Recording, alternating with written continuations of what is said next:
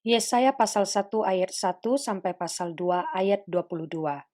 Penglihatan yang telah dilihat Yesaya bin Amos tentang Yehuda dan Yerusalem dalam zaman Uzia, Yotam, Ahaz dan Hizkia, raja-raja Yehuda.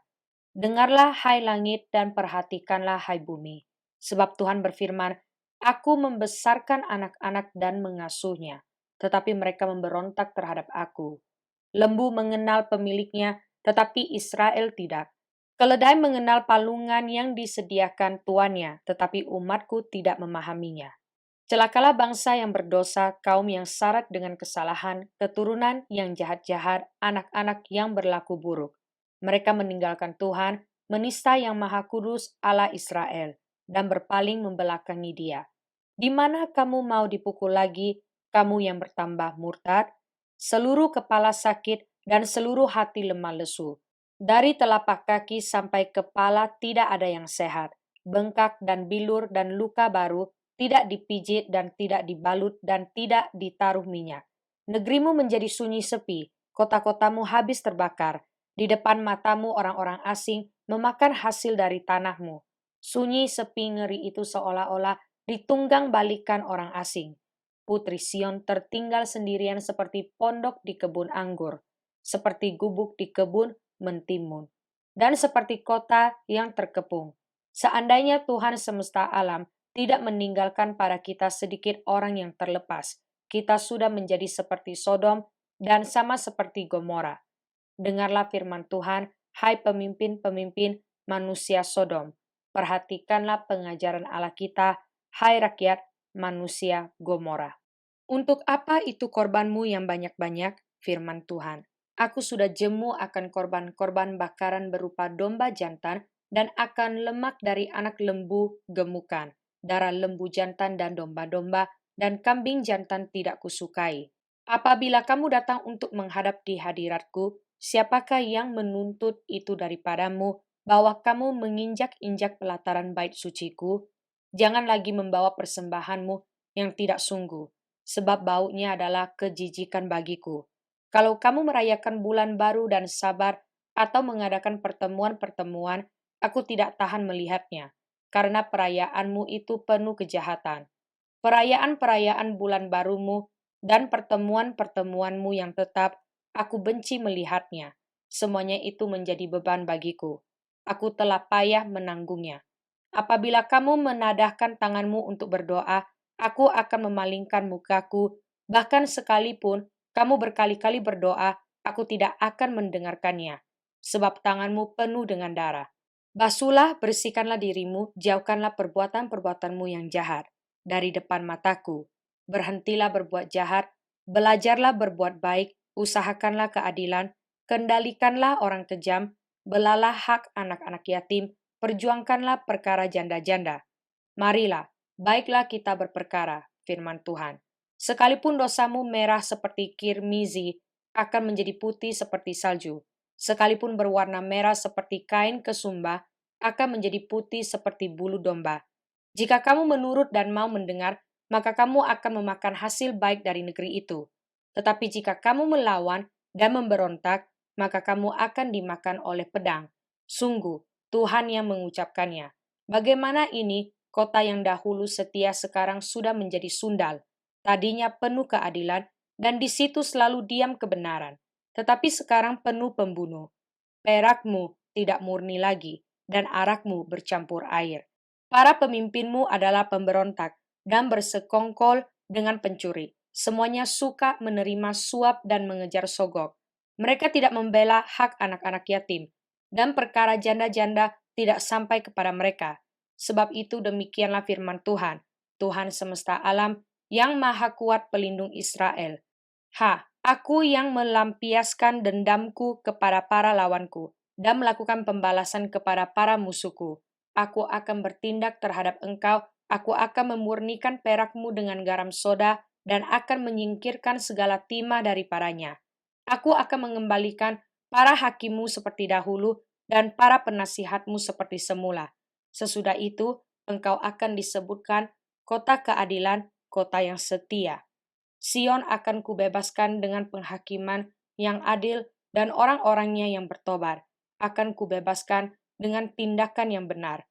Tetapi orang-orang yang memberontak dan orang-orang berdosa akan dihancurkan bersama, dan orang-orang yang meninggalkan Tuhan akan habis lenyap. Sungguh, kamu akan mendapat malu karena pohon-pohon keramat yang kamu inginkan, dan kamu akan tersipu-sipu karena taman-taman dewa yang kamu pilih. Sebab kamu akan seperti pohon keramat yang daunnya layu, dan seperti kebun yang kekurangan air. Maka yang kuat menjadi seolah-olah kapas, dan pekerjaannya menjadi seolah-olah bunga api.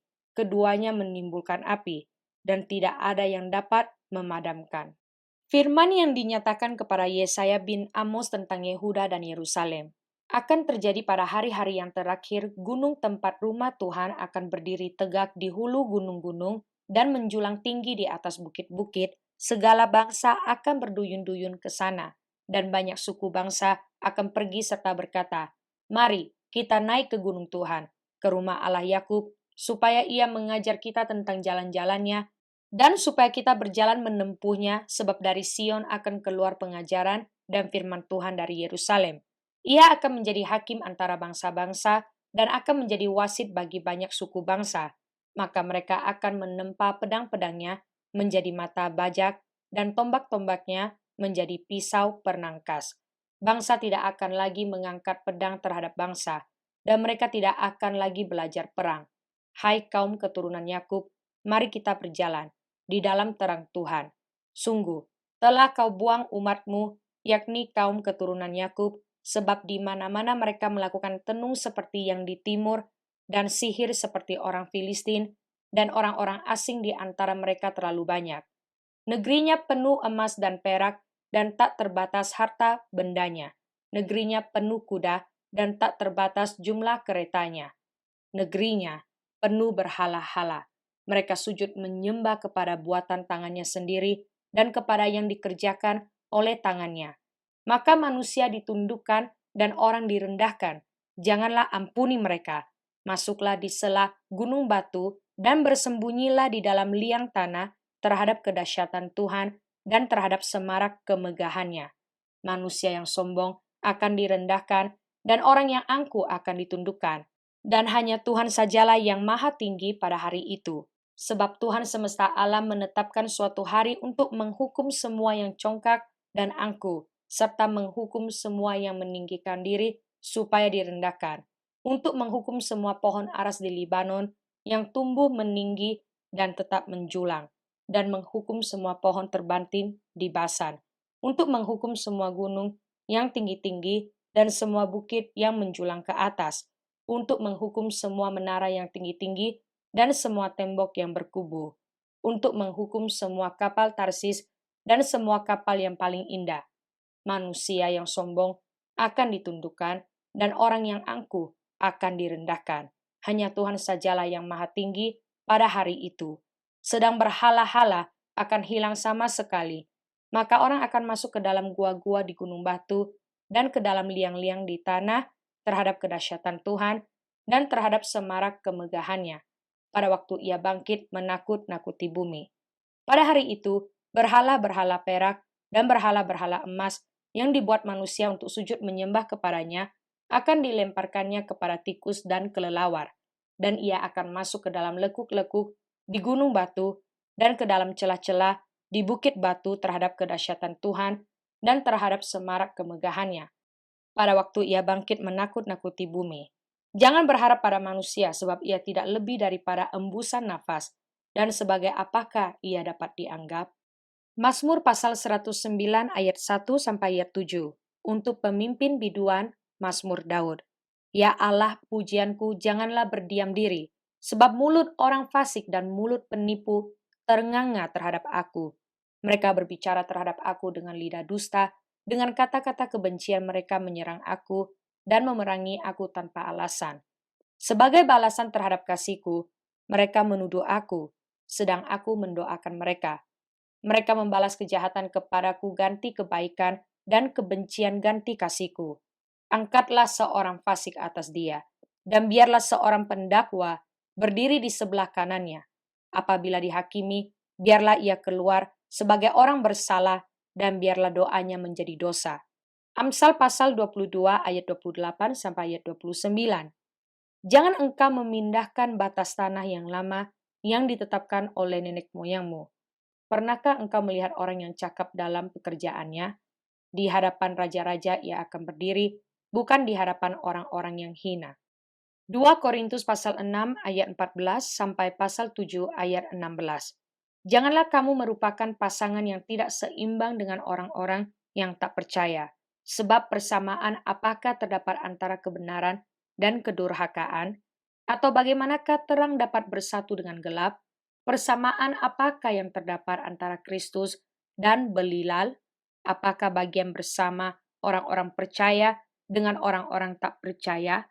Apakah hubungan bait Allah dengan berhala? Karena kita adalah bait dari Allah yang hidup menurut firman Allah ini. Aku akan diam bersama-sama dengan mereka dan hidup di tengah-tengah mereka. Dan aku akan menjadi Allah mereka dan mereka akan menjadi umatku. Sebab itu keluarlah kamu dari antara mereka dan pisahkanlah dirimu dari mereka, firman Tuhan. Dan janganlah menjamah apa yang najis, maka aku akan menerima kamu. Dan aku akan menjadi bapamu, dan kamu akan menjadi anak-anakku laki-laki dan anak-anakku perempuan. Demikianlah firman Tuhan yang Maha Kuasa. Saudara-saudaraku yang kekasih, karena kita sekarang memiliki janji-janji itu, marilah kita menyucikan diri kita dari semua pencemaran jasmani dan rohani. Dan dengan demikian, menyempurnakan kekudusan kita dalam takut akan Allah. Berilah tempat bagi kami di dalam hati kamu.